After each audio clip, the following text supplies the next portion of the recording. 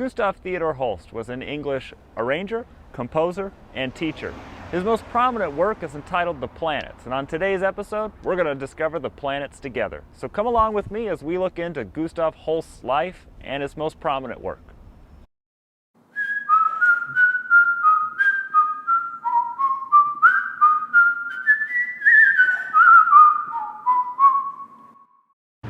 Holst was one of the 20th century's most influential composers. Not a romantic, definitely a modern, with a passion for English folk music. So you have a modern composer with a passion for folk music. When you combine those two things together, you get Holst's very unique style of composition and very unique style of what he chose to write. Not only was he a talented musician, composer, arranger, but he also was a very talented teacher to any students that were patient enough to learn from him. Gustavus Theodor von Holst was a music composer and teacher. He was born in Cheltenham, England on September 21, 1874. He mastered performing and writing in different styles of music, including chorale, orchestral, and chamber music. Gustav's first job, at the age of 17, was to play organ and act as choir master at Rick Wissington Church. He gave his first official performance with his father at a concert where he played the piano. The audience of that show called him Gustav, which he opted instead of his original name, Gustavus. There are 7 movements in the planets, each with its own distinctive musical character that seems to relate to both the god for which the planet is named and the quality, mood, or activity that that god has come to represent. Holst insisted that his intention was to create a piece of music for the astrological significance of the planets. He also claims that there was no further extra musical meaning. So then we must ask ourselves, what do each of the planets represent? Mars, the bringer of war, angry and ominous. Holst's first movement represents the Roman god of war, Mars. The craggy rhythms and pulsing drum beats give the music a military feel. Venus, the bringer of peace. The cool blue Venus follows angry red Mars. The music is slower and beautifully eerie, complete with relaxing tunes played on harps and flutes, shimmering strings, and ethereal solo violin passages to call to mind the Roman goddess. Mercury, the winged messenger. Flightly and fast, this lively Mercury is quick and powerful in equal measure. The high-pitched harp, flute, and glockenspiel tunes hop, skip, and jump through the suite's short duration, usually just over 4 minutes. Jupiter, the bringer of jollity. As the round-faced, cheery uncle of all the planets and king of the gods, Jupiter is impressive and majestic. The swelling brass and slow waltzing strings are met with moments of poignant beauty in the glorious tune now known as I Vow to Thee, My Country. Saturn, the bringer of old age. A favorite movement of Holst's, Saturn is quite a shift from the positive music heard in Jupiter. The opening is slow and almost unsettling, until the music expands into a heavy march. Uranus, the magician. Starting with 4 brassy notes, Uranus shifts from heavy timpani blows to a boisterous gallop.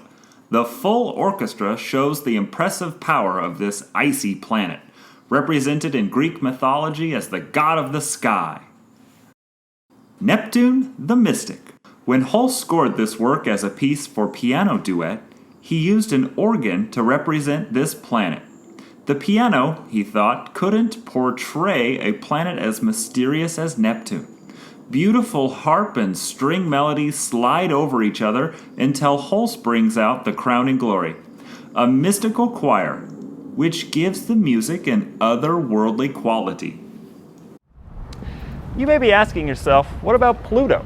At the time of writing, Pluto was still a long-thought theory, an unknown planet. It wasn't until 1930 that Pluto was discovered. Whew. Well, now that we've landed back on Earth after exploring the planets, let's talk about some few last things to keep in mind. The total runtime for the planets is approximately 50 minutes. So from beginning to end, about 50 minutes to listen to all of Mr. Holst's work. Highly recommend it. You're going to enjoy it, but it does take about an hour. I'd recommend listening to the London Symphony Orchestra perform this piece of music. It's written by a Brit, performed by Brits. Not a bad way to go. Some other opportunities I'd recommend. Take a listen to Mars with the Chicago Symphony Orchestra. Their brass section is absolutely amazing, and it's one of the things that has inspired me to become a brass musician myself. So Chicago Symphony Orchestra, certainly a darn fine recording there. Also would recommend the San Francisco Symphony Orchestra playing the planets. They're West Coast, they're right down the street from us. They do things in a little bit of a different style than other places, but that's good, that's what we like about it. So, go forth, ladies and gentlemen, and enjoy the planets. Thanks for tuning in with me today. Keep on listening, ladies and gentlemen. Had a great listen to it. Now, the number one question that I get from students is, but Mr. Stroh, what about homework? What about assignments? What am I supposed to be doing? It's a pandemic. You're supposed to be at home, sheltering in place, and enjoying the time with your family, even though they're driving you bananas right now. So, if you're interested in doing an assignment based off the planets, here's what I want you to do.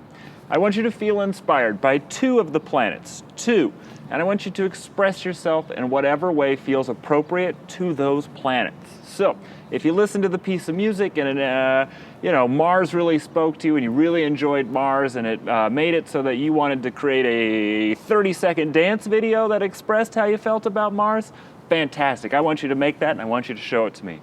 If you listen to Mercury and you felt like maybe you should paint a picture using the colors that you heard during the piece of music, fantastic. Paint that picture. I want to see it.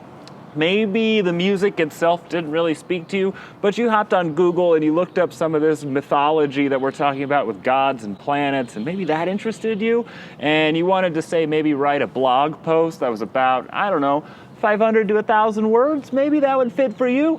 Do it. I want to see it. That's what's most important. Okay, ladies and gentlemen? So, after you've listened to the planets, I want you to go and explore and then create something for me. Maybe it's a 30-second video. Maybe it's a 500 to 1,000 word short essay. Maybe it's a picture that you want to paint. Maybe it's a picture you want to draw. Maybe it's a stop motion animation video that you made with your old action figures. I don't know, but I want to see it. Okay. So that's your assignment for this week, is to create something for yourself based off the mythology of the planets that Mr. Holst used to write his suite, The Planets. Enjoy, ladies and gentlemen. Go Cougars. Rawr!